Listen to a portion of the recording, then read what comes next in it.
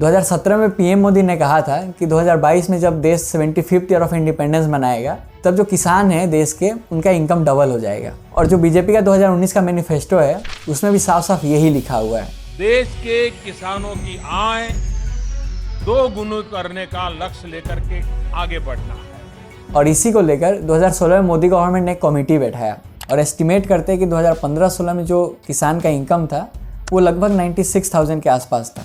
और इसी के आधार पे और इसी डाटा को यूज़ करके ये कमेटी का कहना था कि 2022-23 में जो किसान है उनका एवरेज इनकम 1,92,000 के आसपास हो जाना चाहिए। और ये चीज़ को अचीव करने के लिए 2022-23 तक यानी ये जो 7 साल का पीरियड था उसमें हर साल जो किसान का इनकम था वो 10% के आसपास से ग्रो करना चाहिए था, तभी ये टारगेट अचीव हो पाता। और वही 1,92,000 को अगर करंट प्राइजेस के हिसाब से एडजस्ट किया जाए तो यही इनकम 2,71,000 के आसपास किसानों का इनकम हो जाना चाहिए था। अब प्रेजेंट कुछ खास डाटा तो मिला नहीं कि किसानों का इनकम प्रेजेंट टाइम में क्या है, लेकिन 2018-19 के अगर डाटा से हम बात करें तो उस टाइम जो किसानों का इनकम था वो लगभग 1,22,000 रुपये था। अगर एवरेज देखें कि इंडियन फार्मर महीना में कितना कमाता है तो वो लगभग 10,200 रुपये के आसपास है। अब आपको लग रहा होगा कि फार्मर्स का इनकम का जो नंबर्स है वो बढ़ता हुआ दिख रहा है। अब इन सालों में जो इन्फ्लेशन था वो भी तो बढ़ा है और उसके हिसाब से अगर आप कंपेयर करेंगे तो फार्मर्स का इनकम जितना ग्रो होना चाहिए था उतना भी ये नहीं हो पाया है, डबल तो दूर का बात है।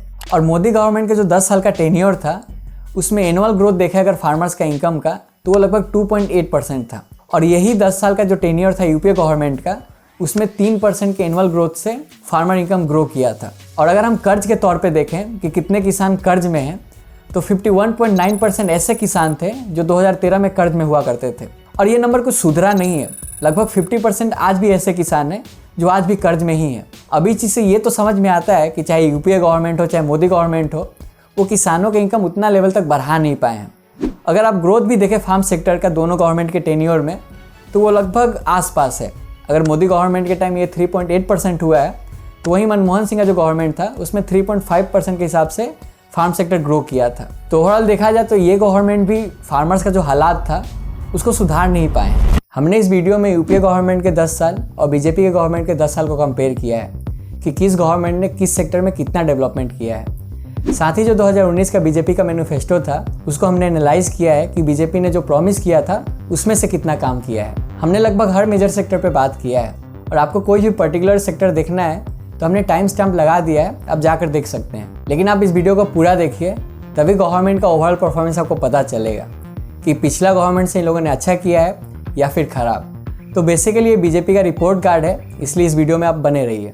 बीजेपी ने 2014-2019 में नेशनल सिक्योरिटी को बहुत बड़ा एजेंडा बनाया था और हर जगह ये लोग हाईलाइट कर रहे थे। एनडीए सरकार की नीति स्पष्ट है, आतंकवाद से और नक्सलवाद से निपटने के लिए हमारे जवानों को खुली छूट रहेगी।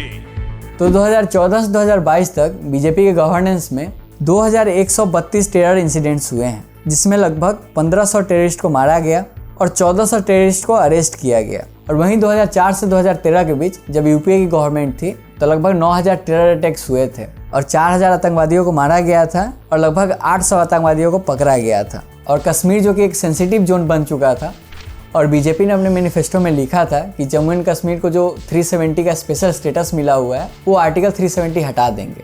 और बीजेपी ने ये किया भी और इस वजह से वहाँ जो भी टेरर अटैक्स होते थे उसमें काफ़ी भारी गिरावट देखने को मिला और जो जवानों का कैजुअलिटीज़ होता था या फिर जवान शहीद होते थे वो भी नंबर कम हुआ। लेकिन आर्टिकल 370 के हटने से जम्मू कश्मीर को जो स्टेटहुड का स्टेटस मिलता था वो भी उसने खो दिया। अब इस वजह से जो लद्दाख के लोग हैं वो काफ़ी ज़्यादा प्रोटेस्ट कर रहे हैं कि उनका उनसे राइट छीना जा रहा है। वहीं नॉर्थ ईस्ट में बहुत से एक्सट्रीमिस्ट ग्रुप थे और इस वजह से डेवलपमेंट पे काफ़ी असर पड़ रहा था। तो गवर्नमेंट धीरे धीरे इन लोगों को कंट्रोल की है। साथ ही जो बहुत से एक्सट्रीमिस्ट ग्रुप्स थे इनके साथ पीस डील भी साइन हुआ है और काफ़ी शांति कायम भी हुआ है। लेकिन जो मणिपुर वाला इंसिडेंट था वो काफ़ी गवर्नमेंट ने नकारा है या फिर ध्यान नहीं दिया है और लोगों को ऐसा लग रहा है कि मणिपुर का जो इंसिडेंट था वो ख़त्म हो गया है या फिर मणिपुर अब स्टेबल हो गया है। लेकिन वहाँ का सिचुएशन आज भी बहुत ज़्यादा क्रिटिकल है और मणिपुर में वायलेंस के बाद पीएम मोदी ने एक बार भी वहाँ पे विजिट नहीं किया है।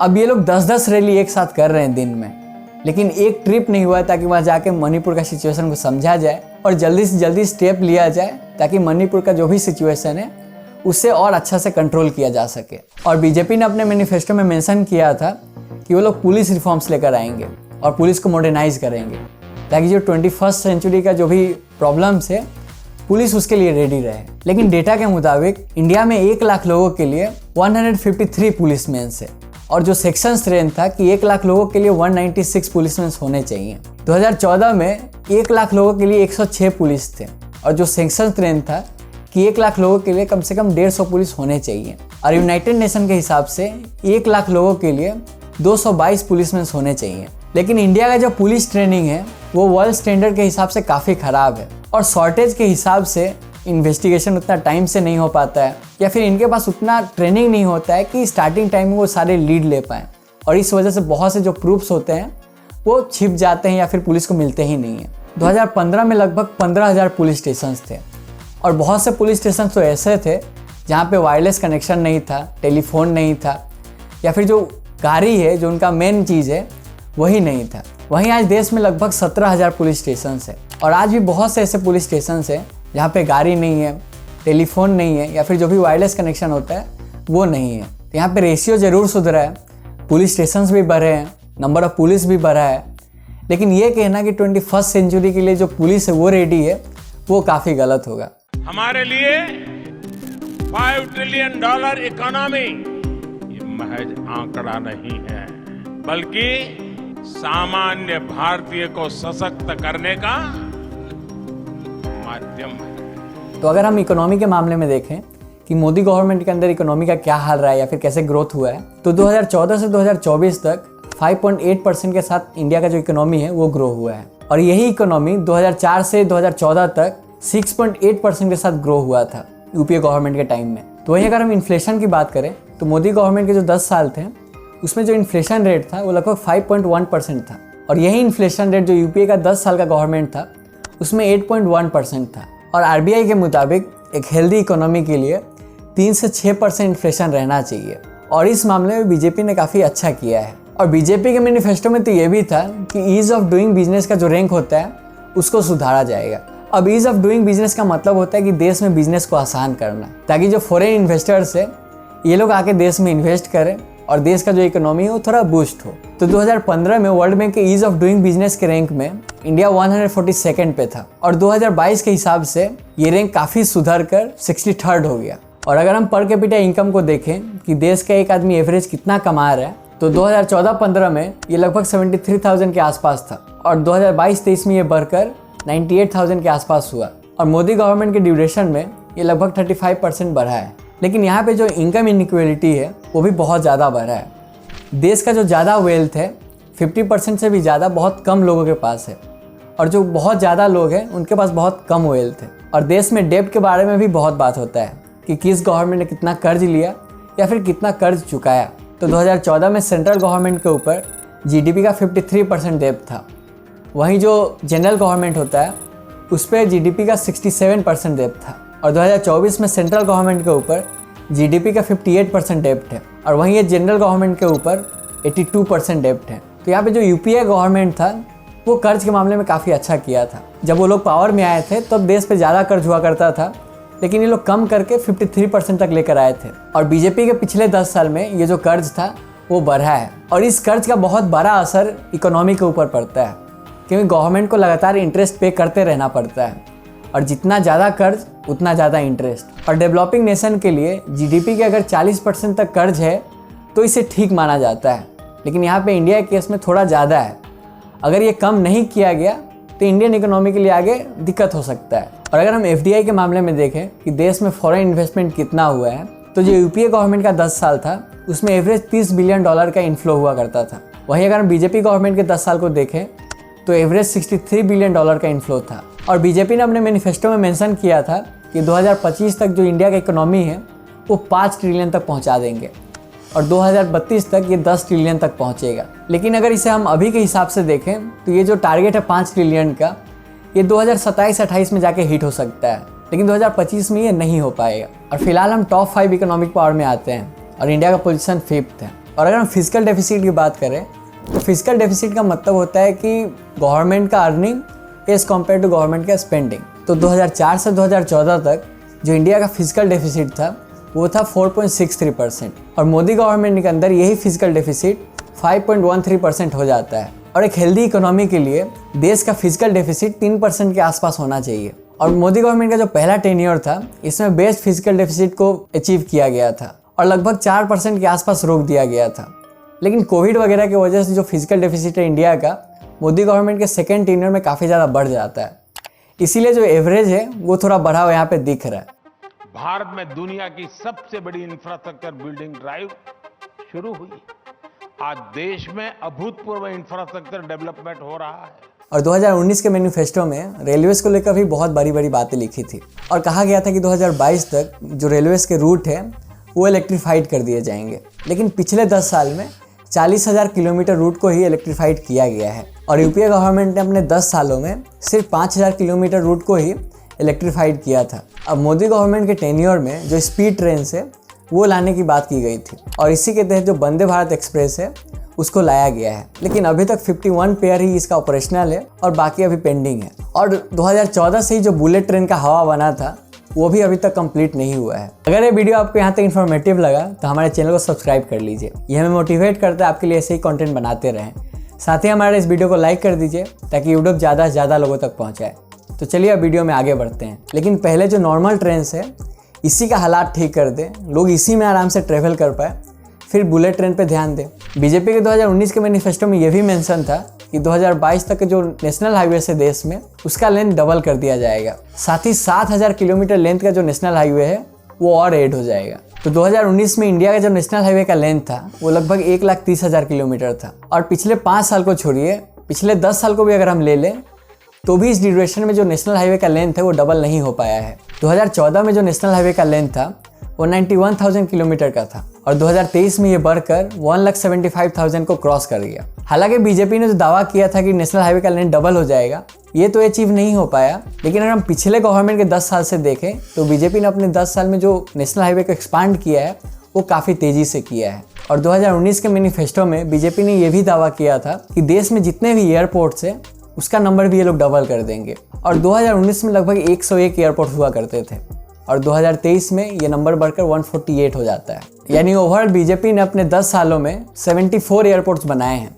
और वहीं जो यूपीए गवर्नमेंट थी वो अपने 10 सालों में 44 एयरपोर्ट्स बनाए थे। और बीजेपी का तो ये भी दावा था कि अपने सेकेंड टर्म में इंडिया का पोर्ट कैपेसिटी को भी डबल कर देंगे। तो 2019 में जो इंडिया का पोर्ट कैपेसिटी था वो लगभग 1500 मेट्रिक टन का था और अभी के टाइम 2600 मेट्रिक टन हो गया है। मतलब बीजेपी ने 70% से भी ज़्यादा इंक्रीज़ किया है। और अगर हम हेल्थ सेक्टर की बात करें तो 2014 में 8-9 एम्स हुआ करता था इंडिया में और मोदी गवर्नमेंट ने अपने पिछले 10 सालों में 15 नए एम्स बनाए हैं। 2014 में इंडिया में 387 मेडिकल कॉलेजेस था और ये नंबर बढ़कर लगभग 706 हो गया है। अब यहाँ पे नंबर्स तो काफ़ी बढ़े हैं लेकिन बहुत से जो मेडिकल कॉलेजेस हैं वो बहुत मिनिमम सपोर्ट के साथ वो लोग रन कर रहे हैं, या फिर जो भी हॉस्पिटल वगैरह है वो अभी बहुत से उसके डिपार्टमेंट्स कंस्ट्रक्शन फेज पे है। अब 2019 के मैनिफेस्टो में तो ये भी कहा गया था कि देश से ट्यूबरकुलोसिस को एलिमिनेट कर दिया जाएगा और आमतौर पे अगर 10 लाख लोगों में 1-2 केस अगर टीबी का आता है तो माना जाता है कि टीबी जैसा बीमारी को देश से खत्म कर दिया गया है। लेकिन 2021 में लगभग 5 लाख लोग टीबी से मरे थे और 2022 में लगभग 3 लाख लोग। सेक्स रेशियो को ठीक करने के लिए और गर्ल्स के जो भी एजुकेशन है उसको एनहेंस करने के लिए बेटी बचाओ बेटी पढ़ाओ जैसा अभियान लाया गया था और 2014-15 में 918 गर्ल्स पर 1000 बॉयज थे और 2022-23 में ये बढ़कर 933 गर्ल्स पर एवरी 1000 बॉयज हो गई। तो यहाँ पे काफ़ी इंप्रूवमेंट देखने को मिला। और वहीं अगर हम गर्ल्स के एजुकेशन के हिसाब से देखें तो 2014-15 में 75% गर्ल्स सेकेंडरी एजुकेशन में एनरोल करती थी और 2019-20 में ये डाटा बढ़कर 77.8% हो जाता है। तो यहाँ भी जो एजुकेशन के मामले में जो वोमेंस का ग्रोथ है तो यहाँ भी हमें थोड़ा देखने को मिला। और जो वोमेन के सेफ्टी को लेकर हम बात करें कि वोमेन के अगेंस्ट कितना क्राइम हुआ तो 2014-15 में 56 क्राइम्स होते थे पर लाख वोमेन और अब ये बढ़कर 66 क्राइम हो गए हैं पर लाख वोमेन। तो यहाँ पे जो क्राइम है वो बढ़ता हुआ देखने को मिला है। तो ओवरऑल देखा जाए तो एजुकेशन तो बढ़ा है लेकिन वोमेंस के ऊपर क्राइम्स भी बढ़े हैं। अब बीजेपी ने वोमेन रिजर्वेशन को लेकर भी काफ़ी बात की थी कि पार्लियामेंट और स्टेट असेंबली के अंदर 33% वोमेंस के शेयर होना चाहिए या फिर वोमेन सीट होना चाहिए और इस बिल को बीजेपी ने पास भी कर दिया है। लेकिन अमित शाह के स्टेटमेंट के मुताबिक ये बिल पास तो हो गया है लेकिन इम्प्लीमेंट 2029 के बाद होगा। अब मोदी गवर्नमेंट के टेन्योर में इंडिया डिजिटली भी काफ़ी ग्रो किया है और जो जन धन का अकाउंट खोलना था वो भी काफ़ी लोगों का खुला है, और साथ ही डिजिटल पेमेंट्स वगैरह भी काफ़ी बढ़ा है, और इंडिया धीरे धीरे कैशलेस की तरफ जा रहा है। और मोदी गवर्नमेंट के अंदर जल नल योजना, सैनिटेशन और स्वच्छ भारत जैसा अभियान पे काफ़ी ध्यान दिया गया। लेकिन ये सब चीज़ भी एकदम पूरा कंप्लीट नहीं हो पाया है, लेकिन बहुत से जो ज़रूरतमंद लोग थे उनको ये सब चीज़ मिला है। अब देखिए, मैनिफेस्टो को लाया इसलिए जाता है ताकि लोगों को बड़े बड़े वादे दिखाया जा सके और लोगों को खुश करके अपने तरफ जितना भी वोट हो सके उसको लिया जा सके। लेकिन इसके अलावा भी बहुत से पॉलिटिक्स खेला जाता है, जैसे कि सीए को लेकर खेला गया है, और इसके वजह से जो बंगाल का पॉलिटिक्स है वो चेंज होने वाला है। तो इस पर हमने बहुत डेप्थ और डिटेल में वीडियो बनाया है, आपको जाकर देखना चाहिए। अब देखिए, कोई भी गवर्नमेंट परफेक्ट नहीं होते हैं। अब कोई गवर्नमेंट कुछ और सेक्टर में ज़्यादा फोकस करते हैं और किसी और गवर्नमेंट का किसी और सेक्टर में ज़्यादा फोकस होता है। लेकिन कोई भी गवर्नमेंट कंप्लीट फेलियर नहीं होता है, या फिर कोई भी गवर्नमेंट कंप्लीट सक्सेस नहीं होता है। तो इसी बेसिस पे आप इस बार वोट कीजिए। अगर पिछला वोट आपका सक्सेसफुल हुआ है तो उस आधार पे कीजिए, नहीं हुआ है तो उस आधार पे कीजिए। अब आपके सामने हमने इतने सारे फैक्ट्स रखे, डाटास रखे, और एक बार वोट देने से पहले आप जो भी कैंडिडेट है उसके बारे में देखें, या फिर पिछला जो मैनिफेस्टो है आप खुद जाकर थोड़ा पढ़ें, और उससे रिलेटेड बीजेपी ने क्या काम किया है क्या नहीं किया है वो भी आपको एक बार ज़रूर देखना चाहिए। अब ये छोटा सा वीडियो था, सब कुछ तो कवर नहीं हो पाया, लेकिन जो चीज़ ज़रूरी था वो हमने कोशिश किया कि इसमें कवर करें। अगर हमसे कुछ छूट गया हो या फिर आपका कुछ ओपिनियन हो तो आप कमेंट बॉक्स में ज़रूर बताएं। साथ ही हमारे इस वीडियो को लाइक कर दीजिए ताकि यूट्यूब ज़्यादा से ज़्यादा लोगों तक पहुँचाए। और अगर आपने हमारे चैनल को सब्सक्राइब नहीं किया है तो इसे सब्सक्राइब कर लें। यह हमें मोटिवेट करता है कि आपके लिए सही कंटेंट बनाते रहें। मैं विवेक आपसे मिलता हूँ अगले वीडियो में। जय हिंद।